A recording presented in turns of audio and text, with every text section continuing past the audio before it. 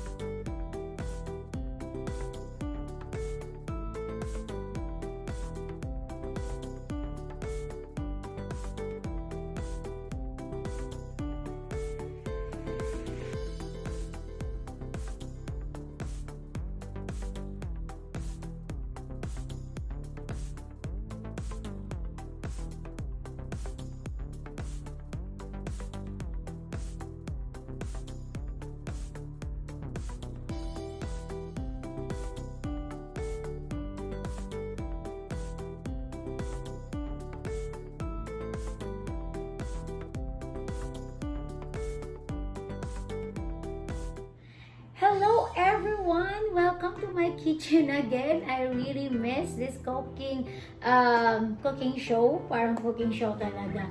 Good evening, how are you today? And today it's me, Sheila Lemon. Welcome to my kitchen, and today I'm going to cook a pork estofado. So guys, I'm going to cook a Filipino style pork estofado, and before we're going to start, I'm going to show you the ingredients that we're going to use. So here's the ingredients that we're going to use. We need a chop of garlic, chop of onions, and I have a serrano pepper, and I have a bay leaves, and I need a half cup of vinegar, 1 cup of soy sauce, and we have a Sab-a saging banana, and we have a slice of carrots, and also we need 2 tablespoons of brown sugar, and we need a pork liver spread, and we need a chicken broth, salt and pepper, and of course our pork belly. There you go. So first we're going to marinate our pork. We're gonna put our soy sauce and vinegar. Now we're gonna put salt,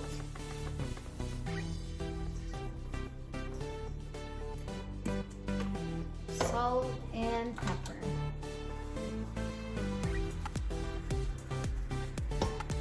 And then we're gonna add our garlic.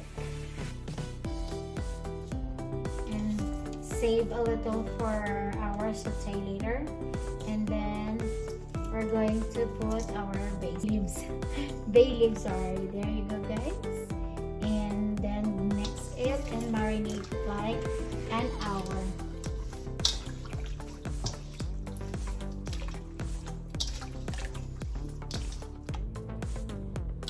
So while we're waiting our marinated pork, first of all, I would like to thank for this cook lover pan that I have that gave from my special friend Ate Rowena. Thank you so much. Here you go, Ate. I keep using this for the special food that I love to cook for this pan. I love this, very easy and not really heavy, and I love the cook lover. We bought a lot of stuff from a cook lover from my husband gift to me to my birthday last year, and also for this from Ate Rowena Arias. Thank you, Ate. There you go. Look at that, guys. So it's so cute. So anyway, while we're waiting our pork marinated, we're going to fry our banana and our sliced carrots. To put oil. We're going to start fry our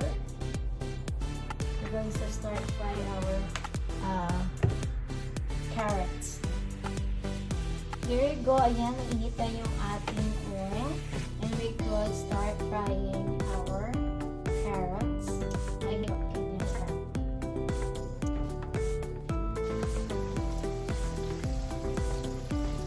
then flip it to the other side. Lagyan na natin. Set aside natin. We're gonna set aside the carrots.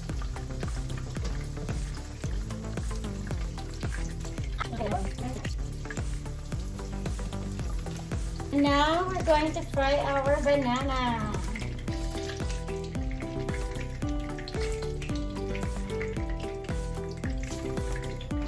Ayan,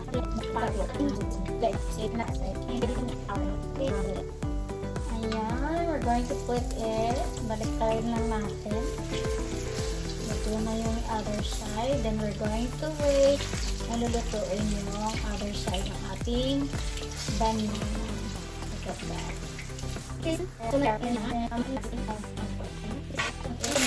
So yan, after an hour, our marinated to our pork. So, yan na natin. Lutuin na natin isa-isa yung ating pork.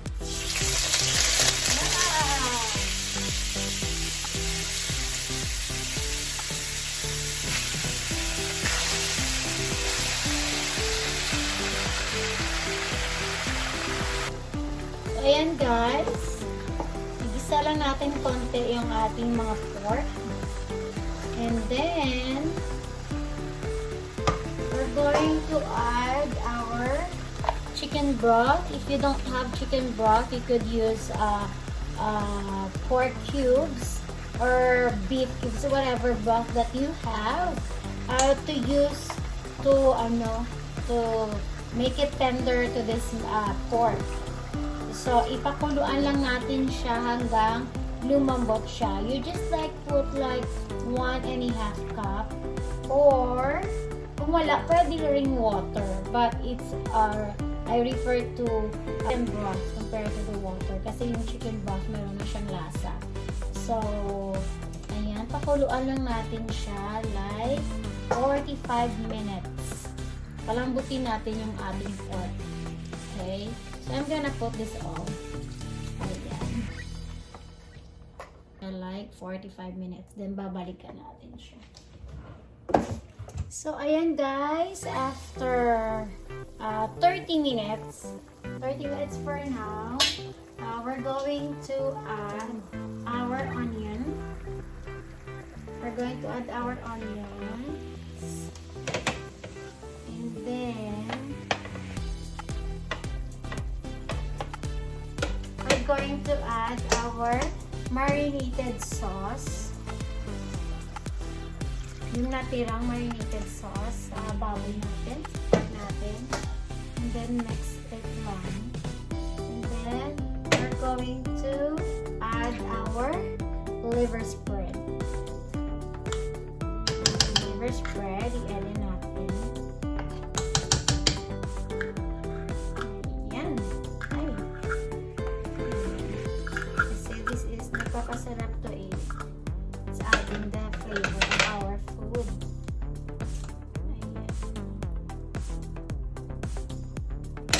And also, nag-add siya, nagpapalapot siya to our sauce to yung liver spread. At the same time, nagpapasarap talaga sa ating sauce. Ayan. So, ayan, i-mix lang natin. And then, ready na natin. Kasi medyo malambot na siya. Ayan. Medyo malambot na yung pork. Ayan. And then, pwede na natin ilagay yung ating brown sugar.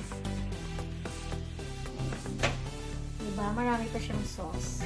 So, ipakuluan natin siya another 20 minutes. So, there you go guys! After 25 minutes! Diba? Our estofado just look like adobo. You know why I love sauce? Because yung mga anak ko nag-aagawan ng sauce. So, I'm so sorry if my estofado is so a lot of sauce.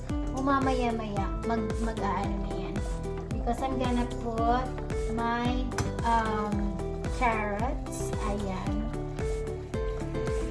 Kahit ako, I love sauce, guys. Kapag dry siya, parang feeling ko, alam mo ba, why guys, I cook a lot? Kasi, alam nyo, if there's a leftover meat, kung meron pang matitira, if there is, you could make a fried rice with pineapple, and pwede nyo siyang i-shredded yung mga pork with the sauce. It gonna be taste good, the fried rice. So, abangan nyo yung my next coming cooking video, my fried rice with pineapple. It's really taste good. Nagugustuhan talaga ng mga anak ko. So now this time, anyway, we're gonna put our carrots, our banana. Talasan na rin yung ating banana to that sauce. So, ayan. And then we're just gonna mix it. Ayan, tingnan nyo siya. Nag-colorful na siya, di ba? It's just like adobo style. But may mga sangkap na siya, the banana and carrots, di ba? So we make a lots of stuff, but this is called estofado. Just like the one that I made, the pininyahang manok. It's adobo style too, but we add a pineapple. So we could like make our own menus, right? So this one is also it's tastes like adobo, but it comes with lots of ingredients. Dinagdagan lang. Then, ginawa na siya another name of Pork Estofado. Ayan na siya. Oh, ayan. And we're gonna wait like 5 minutes na medyo na natin ng lasa ang ating banana. And then, this is done. And then, this is a finished product. This is parang isi-sales natin. Ano? So, this is done. And we're ready to taste test time, guys. I'm so excited, and of course, hindi mawawala yung ating rice. So let's finish this and we're gonna start eating. And then anyway, I forgot, we're gonna add our poblano pepper. Ayan. Para mayroon siyang konting anghang na lasa. Gusto ko mayroon siyang konting anghang, hindi siya maanghang-anghang, pero konting siyang anghang. Ayan. Ayan na siya. We're done cooking our pork estofado. So, it's time to taste this time. So, ayan na. So, let's eat. Alam niyo, bawal sa akin yung pork. But, minsan-minsan lang po. I'm so excited. So, I'm going to eat. And let's eat next. And we're going to try what tastes like of my pork estofado. Malambot yung ating pork. Ayan. Bawal sa akin yung pork. But minsan-minsan lang ako, guys. Ayan. Takot ako sa fats. Lagi na tayo mag-meat. Ayan, guys. Oh, and banana. It also tastes good for the pork estofado.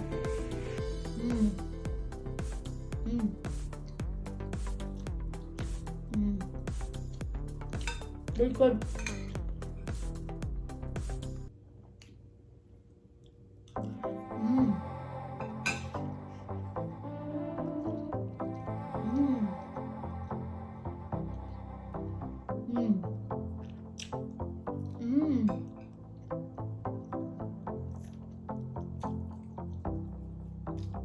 And ang ating carrots.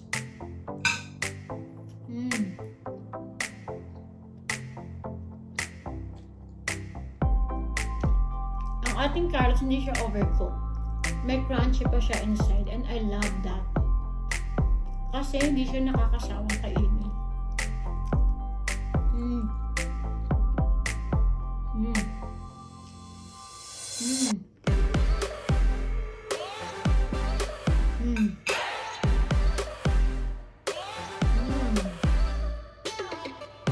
So, ayan.